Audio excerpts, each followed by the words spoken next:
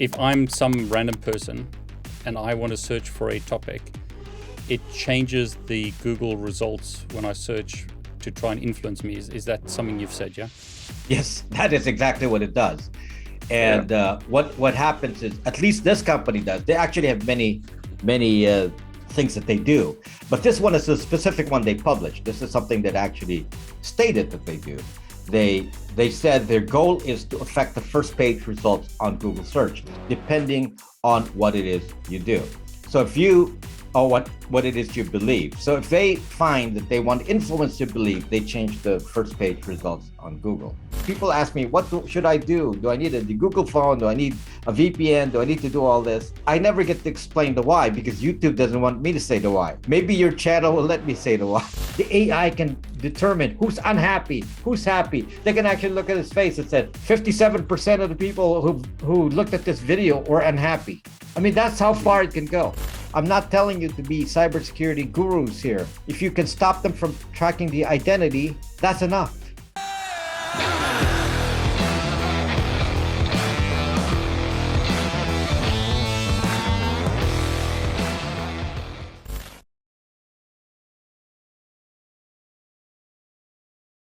Hey everyone, David Bombal back with a very special guest. Rob, welcome. Thank you for having me. It's great to have you here. So just for people who don't know you, you've got a YouTube channel, but perhaps you can just give us a bit of your history. You were telling me a bit offline, where you've come from, a bit of your background and what you're doing on YouTube basically and what you're teaching on YouTube. Well, I'm, a very techie kind of person. I started with a tech career as a chief architect. I was just picking Bill Gates' job title, chief architect. So I was a chief architect in a software company, founded several companies, and I left that. And 10 years ago, I started going on the internet. And one of the things I did was go on Periscope. So I was on Periscope and did a lot of live streaming there, and that's where I built the following. And then when Periscope was going down, I then went to YouTube, and I've never done videos before. So people get bored with my videos because I don't do a lot of flashy stuff because I came from the live stream world, and I focus on one thing, and that is privacy. And it comes from a little bit of personal experience because my actual original career was in medical systems. I designed and developed electronic medical records, or electronic health records as it's called now. And I was one of the inventors of that. And I knew back then that anyone could look at anyone's health records if you're affiliated with any company that does health records. So that was the beginning of my sensibility about, privacy, because I could look up people, important people. I could look up stars. I had clients in Beverly Hills. I could look at stars and see who was getting plastic surgery, as an example. And that kind of bothered me. I said, look at what people can. It's crazy. Right. And then the government came in and said, oh, we're going to actually take live data from the doctor's office, and as it's being collected, we're going to intercept it so we can stop the flow of the doctor's orders. So they can actually intercept and say, hey, you can't order that. It's too expensive. Can't order an MRI or whatever they want to do. So that kind of bothered me because, again, it was like a bureaucrat getting in the middle. And this is probably the beginning of when I already knew that it's going too far. And then when I did my live streaming back in the day, one of the things that I found was the abuse that was happening with platforms like Facebook. So I became the anti-Facebook guy on Periscope. You got to tell us the name. You've got a domain and everything registered. Sorry, I'm jumping the gun. Yes, you are jumping the gun at that. Yeah, so I became famous for introducing the word "what the zuck," and I said zucking this and zucking that, and this is all good on YouTube, no problem. I say this all the time on YouTube, so the algorithm knows that now. I'm completely anti-Facebook guy because Facebook was the true evil. The basic evil for privacy, more evil than Google or more evil than even Apple. It's just so evil because of something that we will discuss later on about privacy. So I became the anti-Facebook person. But when I went to YouTube, I found out that if I spoke about Facebook, my views went down. Oh, wow. So the videos weren't being fed by the algorithm every time I attacked Facebook. So this is the reason why you don't see much on Facebook on my videos. Maybe they have an agreement. I have no idea. So, I focus on big tech in general and see if there's somebody abusing it. So I consider myself a public servant. What I do is to expose people to what's being done to them by big tech, government, or whoever, affecting their privacy. And that's my goal. That's great. I mean, it's becoming a problem. I think there's a lot of interest and a lot of worry about it, a lot of people feel that companies and governments are overstepping. I mean, I live in the UK. There's laws in this country that say that all ISPs have to log every website you go to, stuff like that. And a lot of people are saying this is crazy. I mean, this is supposed to be a democracy. And I mean, you're in the US, and I think a lot of people there feel the same way about some stuff. The Five Eyes, as you know, yeah, are more aggressive at taking away our privacy. They're supposed to be the countries protecting us, the Five Eyes, and yet some of them are going to the extreme. One of the extreme countries with privacy is probably Australia, and I think they're getting to be the worst. And then followed by the UK, in my opinion. The UK is probably, as far as government is concerned, and then US obviously the US is leading all that. There are factors here that prevent them from making too many moves. So fortunately, there's guys like me here that speak out. So I want to let's get technical. I've heard you use this term, and obviously other people have as well, about de-googling a phone. Can you explain why you'd want to do that? I heard you say in other videos and interviews and whatnot about there's 5 things or problems with using a phone, and then I want to get to which is your favorite, Android or iOS, and you've got some interesting views on that as well. So perhaps we can just start with what is de-googling a phone and why you do that and how it affects your life. So if you actually have a normal, what I call a normie phone in my mind is an iPhone or a standard Google Android. If you have a normie phone, they have so much spyware in there. And if you actually research what the spyware is, for example, on the Google Android, the spyware is called Google Services. If you actually look at the Google Services, if you actually look at the API for Google Services, and it's actually my next video explaining how it's being spoofed, the Google Services, and then you can actually see what the Google Services are. And some of them are very, very invasive. For example, Safety Net is one of the Google service APIs. Safety Net is supposed to be for your protection. Your phone is being protected from a cybersecurity point of view, as far as Google is concerned, by not letting you load certain apps.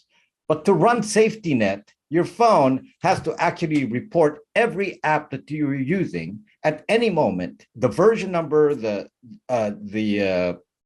signature, and all that. On top of that, every click you do that goes to any URL has to be filtered out and sent to Google as part of Safety Net. Well, I mean, it doesn't take any genius to figure out what's happening here. So Google then can track every app you're using already. We know that. Google also knows every click you make. Now, they're in the advertising business, but it goes beyond that because, of course, they're tracking what you're thinking. If they can go to every click, I mean, what do you think is going to happen? So that is one of the specific things that happen on a phone. And that's if you actually look at the Safety Net API, you will see some of this. And there's so much of that for another example is the geolocation or geofencing and nearby features of the Google API. That's part of the Google services. So in order for, and more than that, what is the other one? Exposure notifications, which has to do with, of course, contact tracing. All of this is part of the Google Services API, which means Google has so much control knowing your location, and the actual technical explanation is that the phone tracks your location 24/7. This is true of iPhones too, by the way. So they can track your location 24/7. And people are disputing this because they said they can go into settings and turn off location. They don't understand the difference. They don't understand that Google can do anything they want since there's no restriction on that, because they actually replace the system files with their own Google services. Now, why is a DeGoogle phone different? A DeGoogle phone removes all those Google services. There's actually nothing Google, not even the notifications. There is no Google at all. You can't even install any Google app. Because there's no Google at all, there is no telemetry, there's no notifications, there's no nothing. You can put notifications back, you can put some of these features back, but through a filter using some other application framework that will replace Google. But without the Google services, first of all, there's immediate benefits. First of all, there is no Google ID. That's one of the worst things that you do on a phone. Everything you do on a phone has a Google ID. Everything you do on an iPhone has an Apple ID. On a DeGoogle phone, you never log in. Yeah, so in other words, your email, it's your identity, isn't it? That phone is locked to you as a person, to your credit card, whatnot. Is that right? And you can't hide that. So another question, Android or iPhone? They're both bad. So you would go like de-Googled Android phone, yeah? I probably would go Android. The tracking on an iPhone is just so extreme for me. I mean, the one that really bothers me the most is the client-side scanning, where they can actually find out. They can run an algorithm that says, let's find all the phones with nude pictures in them. I mean, goodness. Do we need somebody with that capability? Yeah, I mean, I understood the idea of why they were doing it originally, and I won't mention it here just to keep the YouTube algorithm happy. But the original reason seemed to have good intentions, but the unintended consequences of that were crazy from a privacy point of view. Because, like you say, if they can scan all your photos, today they decide this, but tomorrow they could decide to scan for other things, like you said. Yeah. The justification for doing client-side scanning was that, hey, it's hands off. The AI does the scanning, so we don't have to touch it. The problem is they could do that right now with iCloud. So why aren't they doing it on iCloud? So the meaning it was a solution looking for a problem. In this case, why introduce such invasive technology when you could have just done it and scanned iCloud? And so the only reason I can think of is they have bigger motives. They wanted to do something else. I have some ideas of what that is from an AI point of view. I think the phone will be able to sense our environment. That's where this is going. What do you mean by sense the environment? Because the AI, meaning the camera, the sensors of the phone, can actually observe and look at situations. As an example, why couldn't a phone react and determine that there's a situation of violence? Maybe that's what they're shooting for. It's scary sometimes when I make these kinds of predictions. Most of the time they come true. They actually are thinking of that. So that's the iPhone has that neural network in it. What is the neural network for? Obviously, it's based on having the phone make its own decisions from AI. By putting a neural network in there and looking at the environment, doing something. Is it really just for facial recognition? No. The way that this client-side scanning can work, it can look at the camera and actually say, oh, I'm observing something that Apple wants me to observe. Not just a face, a behavior. The AI can determine who's unhappy, who's happy. They can actually look at his face and said 57% of the people who looked at this video were unhappy. They didn't smile. 70% laughed. Come on. I mean, that's how far it can go. Yeah. Now, there's another thing that's actually really, really bad with the Google Android or a iPhone, and that's the device identity. And it's based on the IMEI, the International Mobile Equipment Identity. And that is unique to every phone. That's basically the serial number of every phone. Now, they can take that and they can build another ID on Android. It's called the Android Device ID. And that's built for notifications, which is also a semi-permanent ID. On Apple, there's the advertising ID. There's also a similar advertising ID on Google. So because of these identifiers, what happens is they are using the phone now as a cross-device tracker. So it doesn't matter what device you use. They say to you, oh, you need two-factor authentication, 2FA. So then you say, okay, I guess I'm forced to do 2FA with my phone number. But they don't really care about the phone number anymore. That's not really what they're doing. They want you to load the Google app on the phone because the Google app can see the identifier for the IMEI, for the device IDs, and it can have a certain match that what you do on your computer, even at work, is the same as on your phone, that you are the same person. And they can then use that to track you. A DeGoogle phone doesn't have any of that. There's actually, since Android 10, you cannot see a device ID of any sort, IMEI, phone numbers, all of that, unless you're a system app. Well, on a DeGoogle phone, the way that the phone is DeGoogled is you're using open source, Android open source project. So I looked at the source code. There is no way to see any of that because that's in the basic permissions. And if you know SE Linux, so SE Linux being the security framework limits every app has to be compiled with SE Linux. And the permissions are baked into the executable. So you can't like do anything that's outside of the permission base of SE Linux. And that's how way Android is set up. So in the case of a DeGoogle phone, no app can come in at the system level that has any rights beyond what is granted by SE Linux. For this reason, it is impossible for an app to gain access to the IMEI and all that, because there are no system apps that are not open source. Everything is open source. And for that reason, one of the things that a phone does, a DeGoogle phone does that's really different, is that the phone has no identity. That's probably the number one feature, no identity. So this is something I teach, people in the privacy business because they don't understand this. They're relating it to cybersecurity. In cybersecurity, you're trying to protect the input and output into the phone. You're trying to actually block anyone seeing anything, which is almost impossible on a phone because there's so much telemetry going on in various aspects. So the goal that I found works best is not to worry about what Google can see in various places, but to take out the identity. If they can't attribute an action to one specific device, one specific identity, the AI cannot make use of it. So you have to go back. I have a data science background because I was doing medical information, collecting medical data. And we were doing AI on that at the time when I was doing that. And we understand that, you got to collect the data. In fact, in medical, you're supposed to strip out the identifier. In Google, Apple world, that's not true. The identifiers are in there.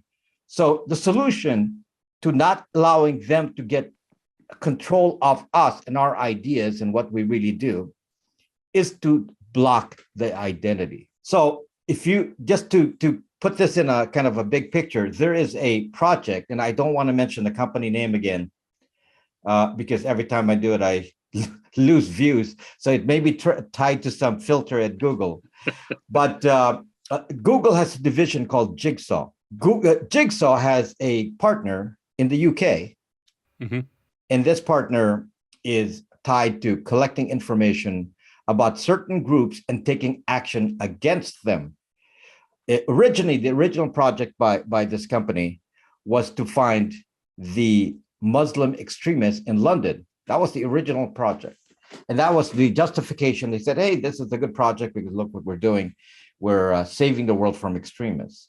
And nowadays, that same group has now actually have made a map of people, for example, who have anti-vax views in various places in the US. They actually have a map.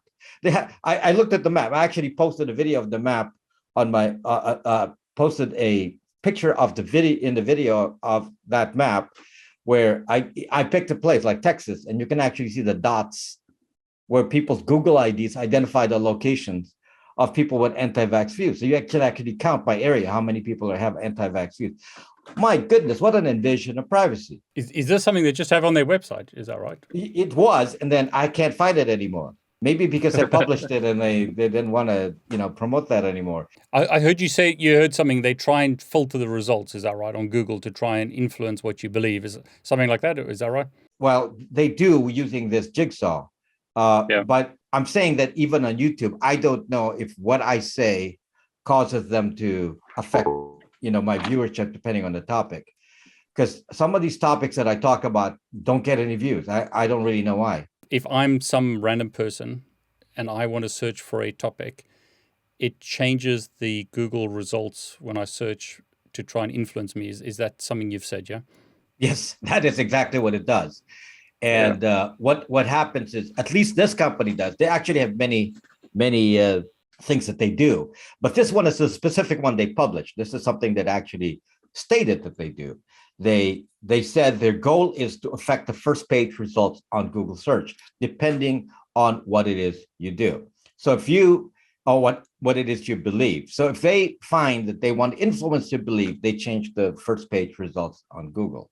Snowden, I believe, was the one who said this, that the project that was done in the UK actually went further.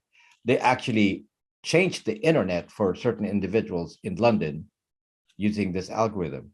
So I don't know exactly what that means. I technologically, I'm thinking of packet substitution kind of things, something that actually intercepts the packet, because it's a website, you can do that.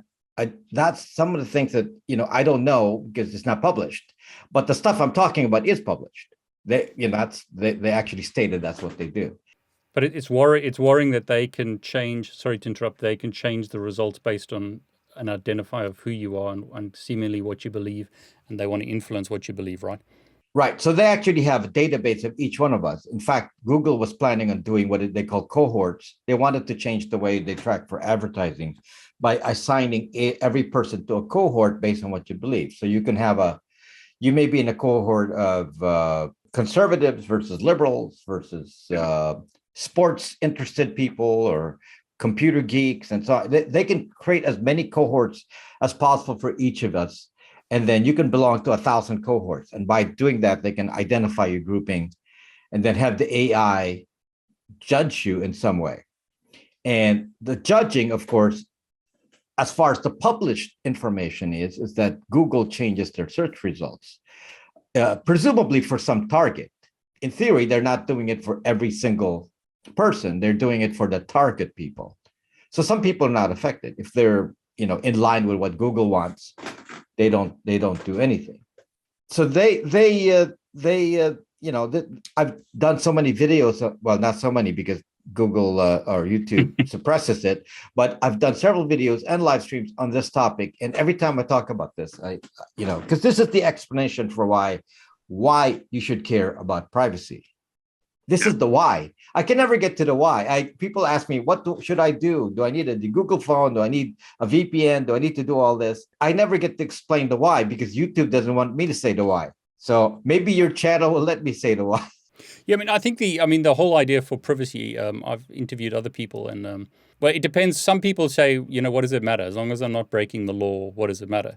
But I suppose the problem is laws change and perceptions change over time. I think a lot of people would prefer not to have a company like Google or the government knowing everything about them. If you've any kind of privacy beliefs, then you don't want to be tracked. So it's a very good why. Are there any other whys that you want to mention?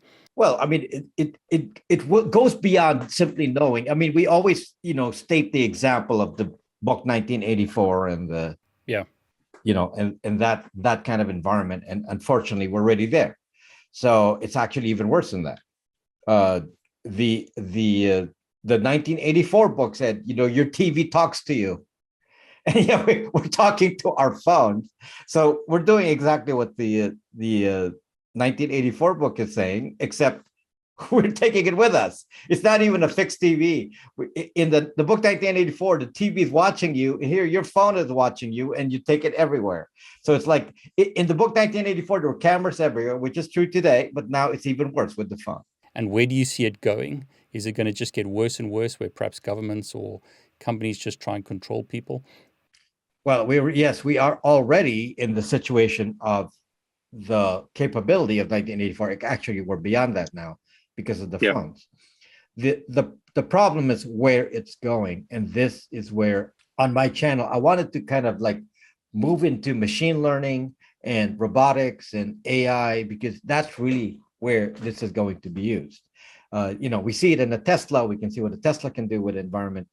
And now we're talking about a machine that can actually not only observe its environment and know what to do, It actually knows who you are. And that's the scary part. Look at a machine that can walk around. Think about a RoboCop. The RoboCop not only knows who is in an environment, they actually know you individually. I say, I know your social media record. I know what you're doing. As you know, even in Australia, and New Zealand, you come into the border, and they can actually look at your phone and go check your social media accounts. That's how far is this going to go? And then we have AI doing that. So your concern is the governments will control the population like in 1984, but we're already there and it's getting worse, right? That's correct. It's going to be worse, and it's going to be mechanized, and we don't have a way to stop this. I don't know if you've ever discussed the singularity on your channel. So the guy that invented the concept of singularity was Ray Kurzweil, and he has a book called The Singularity. And the singularity is the day when the computers are smarter than people. And Elon Musk keeps referring to this as something that he fears. That's why, he's saying we need to prepare for this. And guys like Bill Gates said it's fine. Guys like Zuckerberg saying it's fine. But when the singularity comes in, the machine will be smarter than people. And I actually don't know about any limit to what a machine can learn. This is one of my big problems here is what is the limit to what a machine can learn that can go beyond what people can learn? That's gonna be here. They actually forecast will be here by 2040. The computer's gonna be smarter than people. So your concern is Skynet, yeah? Skynet will be here. It won't be in the movies, yeah? I have so many videos on Skynet. They're all viral because they like the word Skynet, but it's scary to me. And I actually believe this. It's not just because of hype. I actually believe we're in a Skynet-like world, which is actually beyond 1984. Because what is in Skynet? Machines controlling us. And this is actually where this can go, where somebody controls the few machines or the machines, and then we're just a subservient population. Yeah, so you are an advocate for privacy, and everyone should take this seriously, because the problem is the machines are learning so much about us, and they can change our behavior. And we will talk about it in this video. There are companies out there that are trying to influence our behavior, and you just see the slippery slope, right, where it's just going to get more and more control. So somebody has a vision of the world, and you already know, billionaire this, billionaire that has some vision of the world, and they're changing it to their vision because they have the money. At what point do we give up our freedoms and say, well, we want to have a choice rather than have the billionaires make the choice? This is what worries me, because whoever has the billions, of course, can control the machines. So the problem is, if you give so much information to anyone, as you provide a government, a private company, you really put yourself in danger to be manipulated, because that is so much power to grant any person. And, Apple, for example, being the largest corporation on earth. And people actually believe when Apple says, oh, privacy company.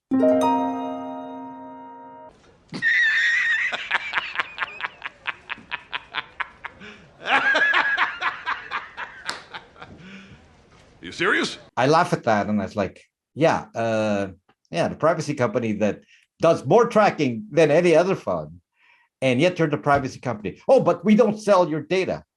Okay, that's true.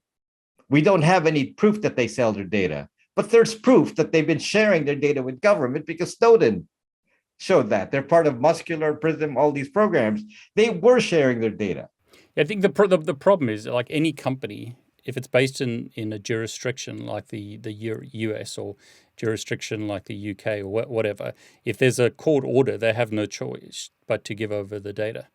And that's apart from like saying, even if they're not being malicious, it's like the governments could force a company to give over data. And I think that's another concern people might have. Well, that's the government side. And I agree with you. I don't have a choice either. If the government asks me to give data, I have to give data. My solution is to not collect the data. So my websites don't have IP addresses. I don't log it. If somebody asks me for data, I have no data to give.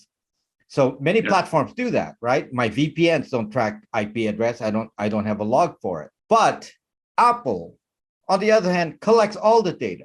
they even have client-side scanning that can check the content of your phone. Yeah, there was a big uproar about that. Yeah. Yeah, and people were saying, "Show me proof."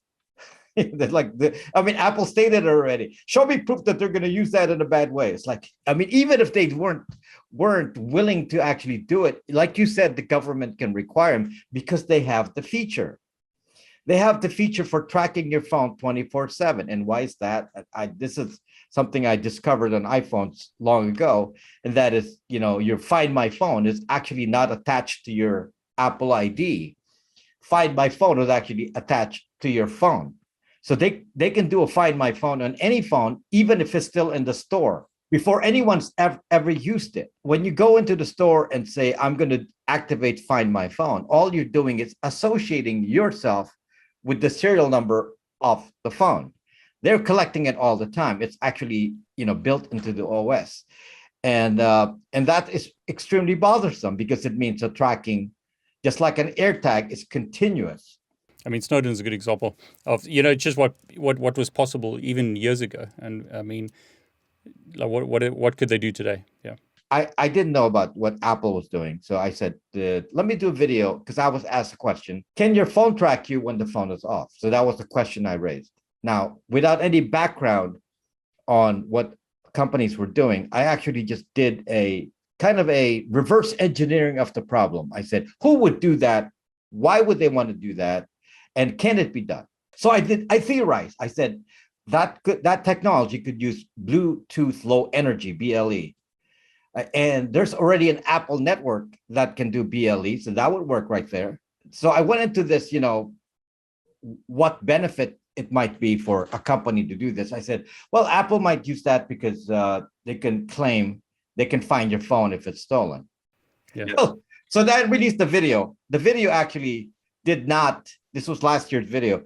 The video was not based on any knowledge of what actually was being done by Apple. And I found out that 14.5 had that feature. They actually put it in. And the feature was that when your phone is off, it turns into an AirTag.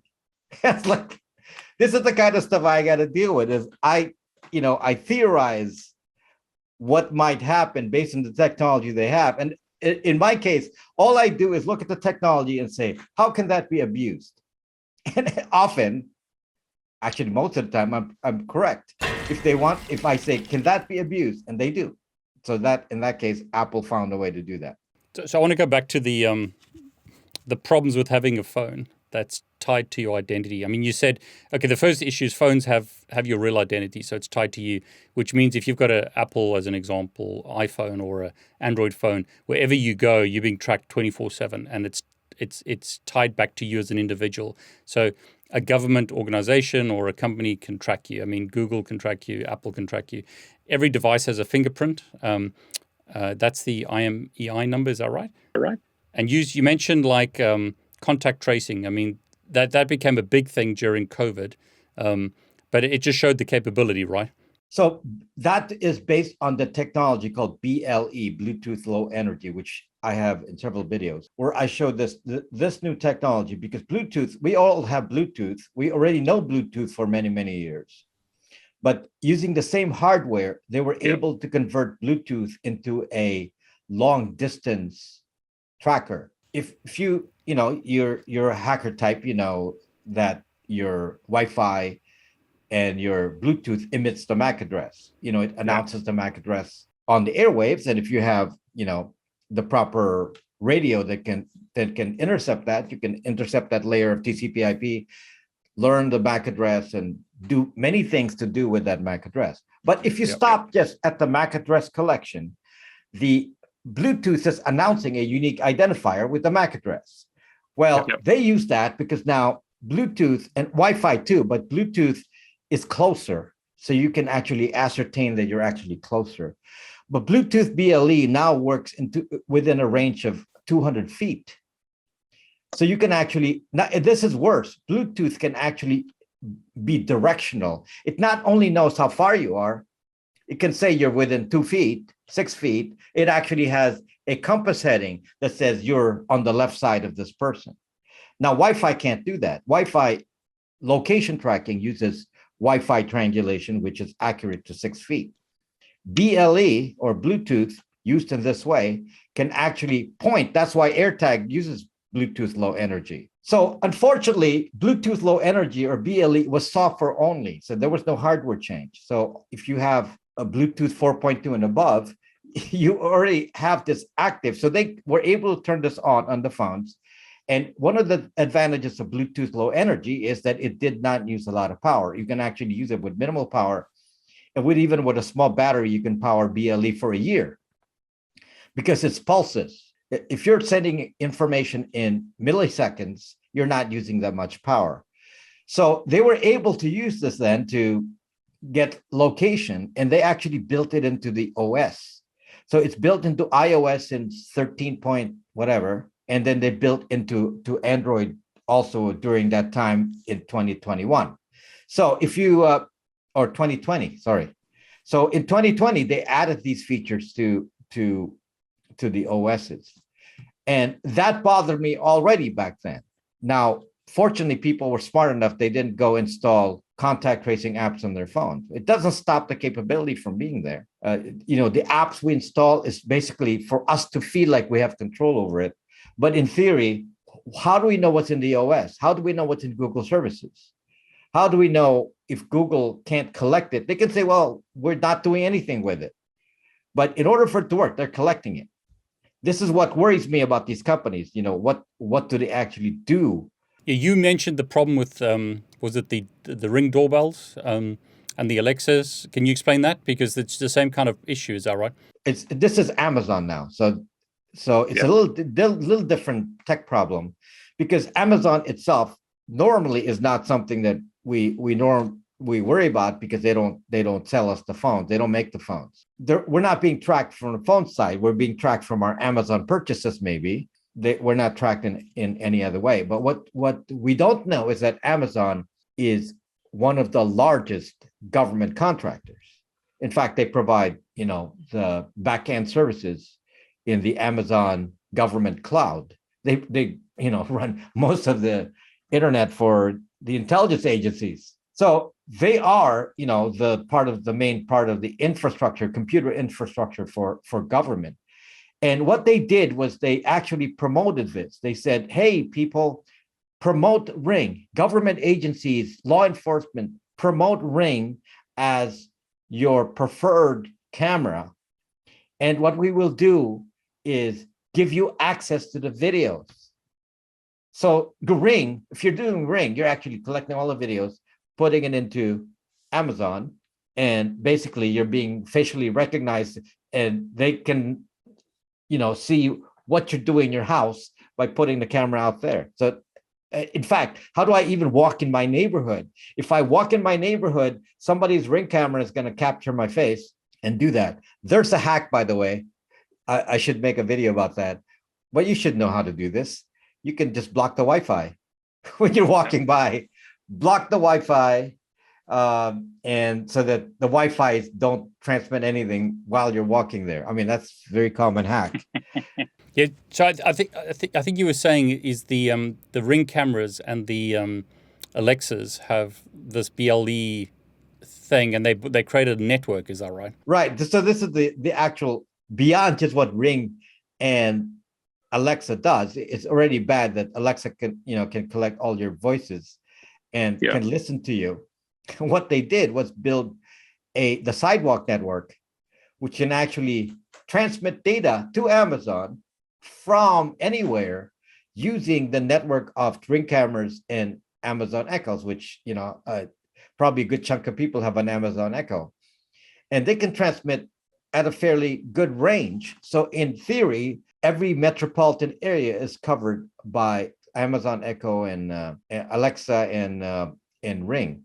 And so now we have a network that's encrypted, that's outside of the internet, that they can use for anything. And they can basically take the surveillance from a Ring camera and report it even outside of the internet, which of course Apple also does with the Apple Mesh Network. And these are like scary technologies, because what can they use it for? They can bypass the internet, so they can do things without a trace. I understand the concern. These big companies know so much about us. I mean, there's so many stories where people will say they search for some product or they mention some product, and then suddenly they get ads for that product or something similar. It's a huge invasion of privacy. So how do you stop it? So how do you de-Google a phone as an example? I believe there are multiple ways to do it, and you recommend one of the ways. Is that right? Yeah, there's many ways to do it, but the basic way is to have a phone that either does not have any Google or to convert an Android into a Android open source project phone. You have to reflash the phone. Back in the day, several years ago, I was promoting the use of Linux phones. Unfortunately, we can't find hardware that actually works too well with a Linux phone today. The one that I have is a PinePhone. I'm very supportive of that platform, but the technology just isn't there. Like, for example, the power management is not there. The phone doesn't work completely when it comes to calling. There's some limitations, and the power lasts only like 8 hours. It doesn't last the whole day. So there's some limitations. That's why I cannot recommend them. So I'm not necessarily pushing any particular thing as long as I know it's going to run. So what I've been recommending is using AOSP, or Android Open Source Project. And I actually made my own. I made my own phone. So I have this one here. This is a Brax2 phone, BraxOS. So we made our own phone using Android Open Source Project. I also take pixels, and I offer service in my company where we can flash pixels for you. And so we flash the pixels. Either you buy one from us or you bring your own, and we flash your pixels using Lineage OS. And that's a service we offer. Now, one of the reasons why I make these choices about these OSs, because there's many of them, is that I've chosen the one that the average person will have the least amount of problem with. Some of the OSs that are used are very restrictive. You can't run any kind of app that's from Google Play, for example. And I find that will cause more rejection from my followers, which a lot of them are not that techy. So I tend to go with the kind of a middle of the road solution. In this case, I use Lineage OS for the pixels. But the BraxOS is something that we control, so we actually work on the OS ourselves. And I have a dev team that does the work on BraxOS. Is that different to Lineage OS then? Yes, it is completely different. Yeah. You flash the phone and put your own operating system on, or another option would be to use Lineage OS to flash the phone. Yeah. And there's other ones. For example, there's Calyx OS and Graphene and so on. Yeah. So there's other options. I don't necessarily push others because I got to support them. And if I have to support it, people will complain and they say, well, why can't I do X? Why can't I do Y? And so I've made my choices of something that's consistent for me. And it's not perfect. Some people claim that they're not perfect because there's still some communications with Google. For example, notifications. If you do notifications, you have to communicate with Google. When you go to any website, there's a tracker. When you run any app, there's a tracker. Well, there's a tracker just because you have notifications, for example. Well, how do you escape that? For a standard user, there's no escape from a tracker. I'm not even sure you can ever escape from a tracker because of browser fingerprinting. The solution is don't let them get the identity. They can track you all you want, but if they don't know who you are, it's basically like wearing a mask. A DeGoogle phone is a solution where it's as close as possible to a good regular phone, but you're wearing a mask. So let me see if I get this right. You get like an Android phone, but you flash it with Kali Linux or Graphene OS or BraxOS or Lineage OS. So you're flashing the device. Then you don't have to have an account that's tied to that device. But what about apps? So how do you get apps? You see, that's always the concern. Apps like it's not just flashing Lineage OS. You have to make sure that you do not install the Google services, which is called GApps or GApps. So you don't install Google, because the standard install for a standard Google phone is you install AOSP and then you overlay Google on it. So you skip that step. So that's that. So you wouldn't get Gmail as an example, yeah. Right. So some of these OSs that you mentioned will not allow you to install, or they don't provide you with any methodology to run any other kind of app outside of the apps that they say are safe. And the main safe source of apps on a DeGoogle phone is an open source store called F-Droid. F-Droid apps are secure because, are private and secure because they do not have anything Google on them. There's no telemetry. So that's fine. Unfortunately, they're not your regular apps. For example, how do you get Zoom? How do you get Spotify? How do you get Kindle? How do you, Amazon? Some of these, typical stuff you cannot run. So how do you do that? Well, that's why I went with the more moderate solution. And the solution is that you install a spoofer, a store spoofer and a Google services spoofer. And the store spoofer is called Aurora Store. So that's an open source project, Aurora Store. And the Google services spoofer is called Micro G.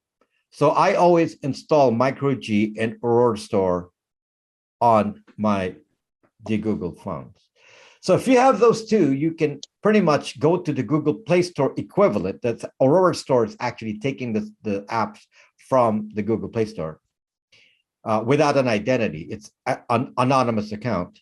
And then it's able to download the files. And then the apps, when they run, they think they're running Google services, because what happens is the Google services files, they're actually named google.com.google.android.gsm. So it actually has a Google name.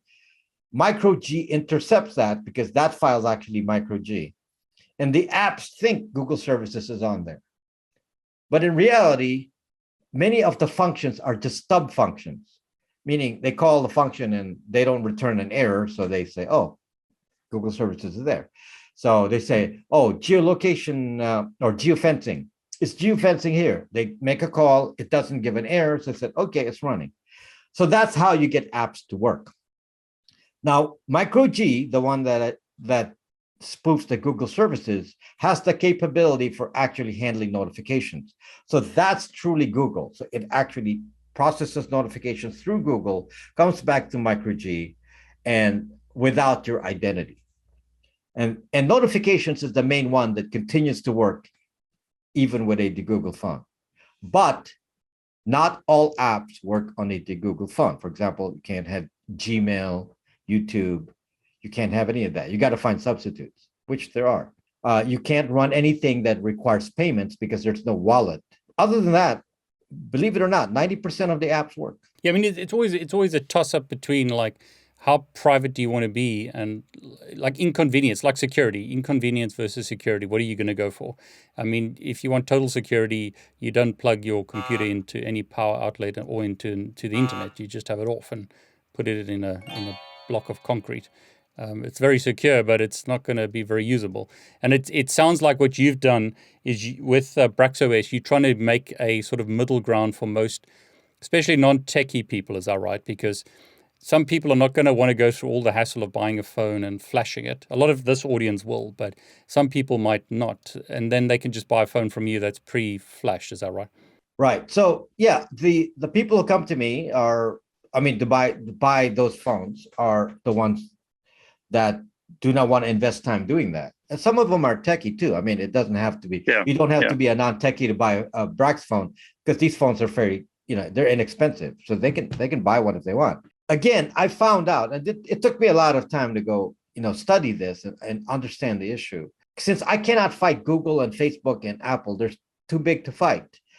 They're tracking too many things. There's no way. IP addresses, MAC addresses, who knows what else they can track. If you stop them from collecting identity, a lot of their data science stuff stops, because the AI doesn't work without a way to file the data. So they know what you watch on YouTube.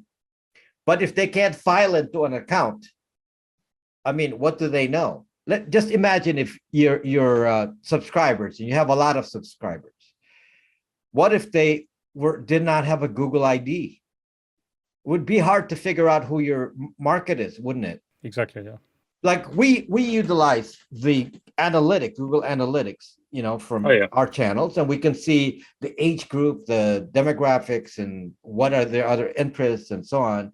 Browser they use. Yeah. It's amazing how much data we as just YouTube creators get. Probably in my case, my Google Analytics is not as accurate because we already know that people hide stuff from Google. For example, according to Google Analytics, my subscribers are 90% male. Well, I know that's false because I can see the live stream, and I know many of those people, and proportionally, it's definitely closer to half than it is to 90%. But let me ask you some quick fire questions. Which browser do you recommend? So on a computer, which browser would you use? All of them, because you're saying you're hiding your identity, is that right? You wouldn't mind using Chrome? I have a very specific program. For anything that I'm going to do Google login with, I use Chrome. So if I'm going to use YouTube, I'm on Chrome. If I'm going to use Gmail, Google search, whatever, I'm going to use, well, I don't use Google search, but I'm on Chrome. Now, you might say, well, how is that good? Well, I have no choice. I'm a YouTube creator, so I got to be on YouTube. I mean, on Google with a Google ID. But what I do is I do not do anything that's not Google on Chrome. I do not ever go into any website that I don't want Google to see. If I'm going to do something on Chrome that I want Google to see, I'll do it on Chrome. Otherwise, I don't do it. Actually, on the top of my Chrome, I have my favorites, and I have a limited list of where will go to on Chrome. Now, if I need to go on YouTube without a Google ID, I have a second browser. For me, my second browser is Brave. And the reason I use Brave is Brave automatically deletes cookies when you exit, so it's better for that. And so when I go to YouTube, for example, and I can watch, let's say, videos that I don't want YouTube to see me doing on my account. So I go on that on the Brave, and then when I get done, it's gone. I never log in. Never log into Google on Brave. Then I have a third browser. Now, again, my choice of browsers past Chrome are completely up to you. I'm using Linux, so on Linux I'm using Chromium as my third browser. So it's up to you. You use whatever you want. I don't really care. So you just need a lot of browsers. So at least 3. So on my third browser, which is Chromium, that's where I do everything else. Now, the advantage of that is that there's no crossover of information because Google cannot see what I do on Chromium. It's impossible. So there's no connection because I never log in to Chromium. So there's no connection. There's no 2FA, nothing that connects Chrome to Chromium. So I'll go to any website, Amazon, eBay, whatever, news sites. I'll do it on Chrome. I go to my app, BraxMe. I do it on Chromium. And this is a technique I invented some many years back. I was talking about on social media close to 10 years ago, and I called it browser isolation. And by doing this, it stops the importance of browser fingerprinting and all of these tracking things because they can't track you without an identity. And the identity in this case is the Google ID. If you can stop the Google ID, then whatever you do, they can track, but they don't know who it is. So you use Chrome for like the stuff that you want Google to know about, like go to YouTube. And then you use Brave for like general surfing. Did I understand that right? And then for private stuff, you use Chromium, or did I misunderstand that? I use Brave for Google not logged in. So I would never log into Gmail on Brave. But if I needed to go to YouTube and do a search on, how to fix my drain, and I wanted to not let Google know that or YouTube know that, I would go to Brave. But there's certain topics that can profile you, and I chose not to allow Google to know which side I'm on certain things, for example, politics. Then that's when you use Chromium or like Firefox or something else, yeah? That's what I use Brave for. So then why do you use why the third one? Sorry, I didn't get that one. The third one has no connection with Google. Never touched Google. I never go to YouTube, never go to anything Google on the third browser. The reason is the trackers for Google Analytics are on each website, as you know. Every website is Google Analytics, has a Google ID.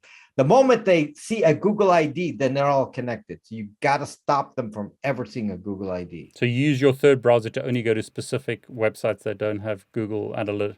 any website has Google Analytics, so I know that. But the third website, the third browser has no experience with Google. Anything that could log me in, never. So Chrome is where you have like a logged in profile to Facebook and YouTube. Brave is like your private browser window, but you're using a separate browser like your private browser window. And that's for like YouTube searches as if you're doing a private browser window. And the third one is where you do everything else. I suppose the concern is, can't Google track you or Facebook track you anyway on your third browser because like Google Analytics and stuff and Facebook tracking gets installed on lots of websites. They are tracking you, but again, they have no identity, so they can't connect it to a Google ID. There's no way, because you've never been on Google on the third browser.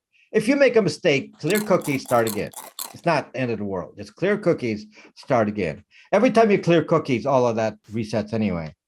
So on the third browser, I know Google's tracking that. I know that because every website is Google Analytics. Exactly, yeah.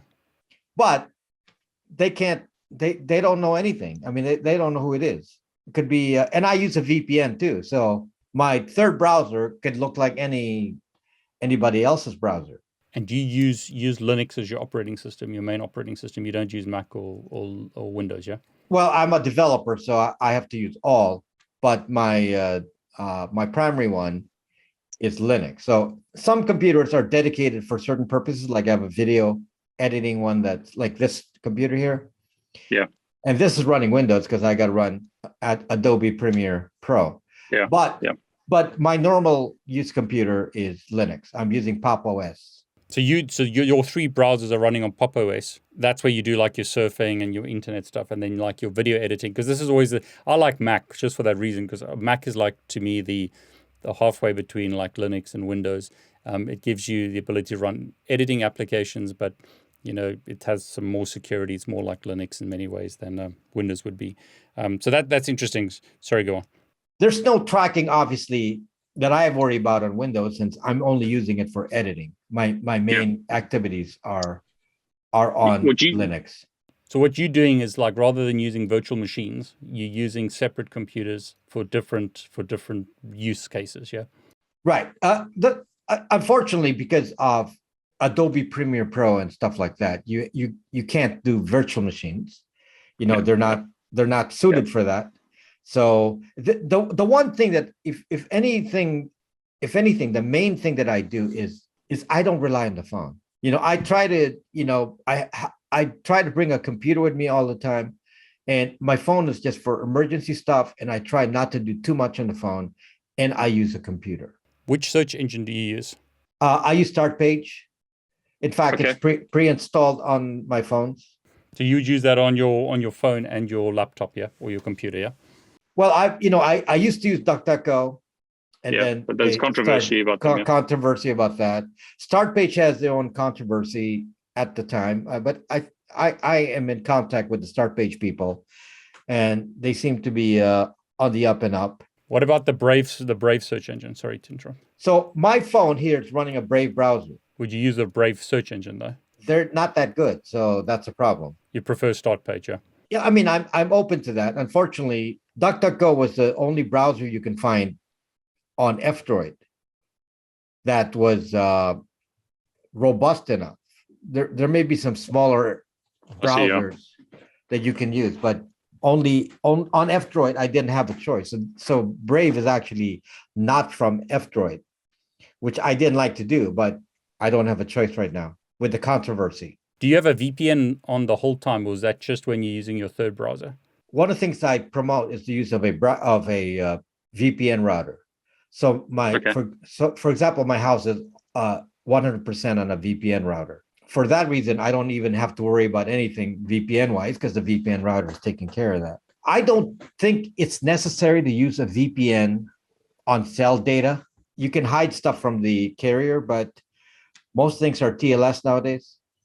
So I'm not sure it's as essential to prevent tracking on cell data, even though I might turn on the VPN because I have a Brax router everywhere I go. I mean, my VPN router, that's just the brand name. I don't think about it anymore, but I don't necessarily recommend that you worry about the VPN if you don't want to when you're not at home. So in other words, the reason to get a VPN router is that it's just easier. You've got one device, all your devices at home are getting their traffic routed through that VPN. You have your own VPN solution, but I mean, otherwise like Proton VPN would be an example, right? So, and you can use any VPN router. I mean, there are companies that sell VPN routers.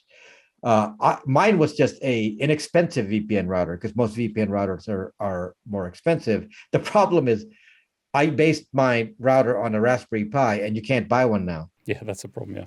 Yeah. So I don't have a choice. So you can find something else right now because I can't sell mine because I don't have any stock. It's mad. You're having to buy Raspberry Pis off eBay and stuff like that. It's crazy how expensive they've got. Would you ever let them put a chip in your brain or like connect your brain to the machines like neural net and these ideas that people are pushing? Because it sounds like we already have a chip on us, don't we, with a phone? Some people, I think Elon Musk said it. Yeah, and you've said that as well. Is that right? We're already chipped. We just got a phone, right? Well, Elon Musk's idea is that we have a tool to fight the AI by having our own AI that we control. That's what more of what Elon is trying to do. He wants to enhance our capability to fight the AI by having our own AI. Companies can know so much about us because we've got a chip not in an implant, even though some people are doing that, but it's basically carried on us all the time. Right. It's almost like society is pressing us to always use the phone. We can't even go to a restaurant without having to pop your phone and look at a QR code for the menu. There's this push in society that you are not normal if you don't use the phone. And I'm trying to break away from that. Yeah, it's mad. I mean, you can't do some banking these days without a phone. Everything's tied to an SMS or like two-factor authentication on your phone. It's as if you can't live today without a phone.